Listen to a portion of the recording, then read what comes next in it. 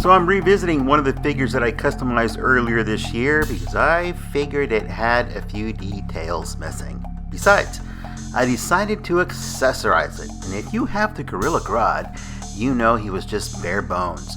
That helmet really wasn't an accessory, especially when something's glued on. It's not an accessory. An accessory is something that you can remove and add and place somewhere else, etc. So I decided to go with the Mythic Legions accessories. And oh man, was these things expensive. That sword, that was 15 bucks. That shield, that was another $18. And shipping, so it added up. Nevertheless, I had to repaint them because I really wasn't crazy about the color, but I really like the sculpt on these Mythic Legions. They are just really, really well done. And look how it brings out the character. It just really fits it really well. I was really happy with the way it looks, so I went ahead and added a few more paint apps to the actual figure, even on the cape. I added a little bit more of a grunge and dirt on the ends of it, so it looks a bit more realistic in the battle damage. Now, if you're going to buy these Mythic Legions pieces, keep in mind that the hands on Grodd are very tiny and they're closed. And adding these figures on with these accessories, it's a bit cumbersome because you're gonna either have to heat up the plastic or work the piece into the hand. And the best way to do it is by rolling the piece onto or into the fingers. For example, the sword, fortunately it's round, it's easy to roll it and wedge it into his hand. The same thing with the shield. Take a look at the shield. It's a two-piece unit. The handle is separate from the actual shield. It pegs into it, which makes it very practical to add the handle first into the hand and then peg the shield into the handle. And because it spins on that peg, you can then position the shield where you need it to be. So apps were also added to the belt to make it that much more believable, a little bit more leather and gold mixed in there, and a few more red accents made it that much nicer. So not ending there, I noticed that I needed one more accessory, and I'm glad I bought it, and I went ahead and purchased this. Oh, the hammer. That looks so awesome. When I saw this thing, I said, oh man, another 20 bucks. So I've already spent, that 65 bucks or so on this, added for besides the figure and the paint.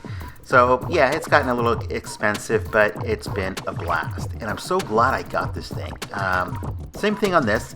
You have to be careful. It's a little bit wider than the sword as far as the girth on the staff. So it barely fits into his fingers. It just barely wedges in there. But look, it just has a really impressive look on this. I was really happy that I purchased it. I was so happy with this that I bought a second set, one of each, for the silver gorilla. And I had to repaint those too, but he looks really good. I'll show you that one later on. For now, let me show you the rest of this, because there's one detail missing. And if you have Grodd, and if you have removed that helmet, you know what I'm talking about. The helmet does not sit well when you replace it, even if you do some mods to the inside. So I had to do one last modification to get this to sit down properly. Look at what it looks like before adding the modification. That opening in the front, it just looks bad. Those flaps should be tight, should be protecting his face, and it should be sitting down lower. So what I had to do was Dremel out the inside a bit more, and then I decided to add a wire. Just like in adding a wire to the cape to keep it in different positions, the wire actually will help with closing down the helmet.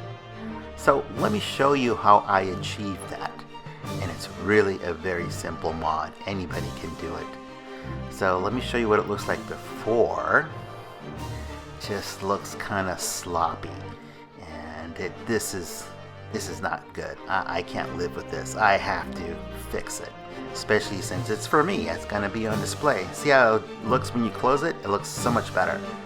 Anyway, this is what we want. We want to keep it closed to the face. and we want to keep it in the position that we need. Originally I thought I was going to have to put in a magnet on the inside to keep the helmet down. The wire did the trick. So the best thing to do is take that 24 gauge wire, cut it down to size, and then we are going to drill some very tiny holes in those corners. And we're going to drill those at an angle. So the next step is to drill with a 1/32 drill bit, the tiniest one that's in this set. And we're going to take the lowest angle that we can and drill on the left side and the right side. So here's the thickness compared to the drill bit. It's just barely enough to fit it in there. So at a low angle, going onto one side first and drilling only, well, about the 16th into it. And then checking, make sure that you don't drill through it. So always verify your work before you go any further, and then drill the other side. And if you feel you didn't go deep enough, just check it by putting the wire in there and test fitting it before you go any further. Now once you have it set, that you've drilled out the corners just how you need them, then we're going to insert the wire. So one last check. Let's little test fit here, and one more side. Let me see if this was enough. So one last check. Yeah, that should do it. Same thing. Okay, so now we're going to add the wire, and we're going to actually super glue it. Good old Gorilla Glue. Now this is going to set very quickly, and we only want to set the two ends first. Once those dry, then we can position the rest. But let's go ahead and set the wire in there the best we can, and then wait for it to quickly dry. It should take about a minute or two. So I had a failed attempt at it, but I went ahead and repeated it. So it's just enough to catch the wire on each corner. And then we're going to do our best. You can either use your needle nose pliers or your clumsy fingers and position the wire on the rim of the helmet. And now because it's on this position, when you place it on the head, you won't be able to see it. And a matter of fact, this wire ended up helping to hold the helmet down so that it doesn't slip off when I put it into different positions. Like I said, originally I thought I was going to have to add a magnet inside the head and the helmet to hold it together. Once you position it together where you need it, then you can take the super glue and glue down the rest of the wire all the way around. Now once it's glued down and dry for a few minutes, take your needle nose pliers and bend in the ends. Now that's going to depend on what wire you used, how much you bend in there. Let's do a test fit and see how this thing looks. We can go a little bit lower in the back. Let's take a look on the front. Okay, yeah, much better. But you know what? I need to go a little tighter. I'm going to bend those in just a bit further. And let me show you what ended up with. It looks way cool after I did that. It's a tiny modification of bending in those wires. You can see you can barely see it. If you look in there, you have to look really hard to see it. If you wanted to, you could put in a piece of felt on the inside, or maybe epoxy sculpt to cover it and paint it. I didn't bother with it because I'm not going to see it, and the helmet is meant to be on. It's its mind control helmet. So I tightened up the front, and look at that. It fits tight. It's no longer a sloppy look, and the helmet stays on. I was really happy with this.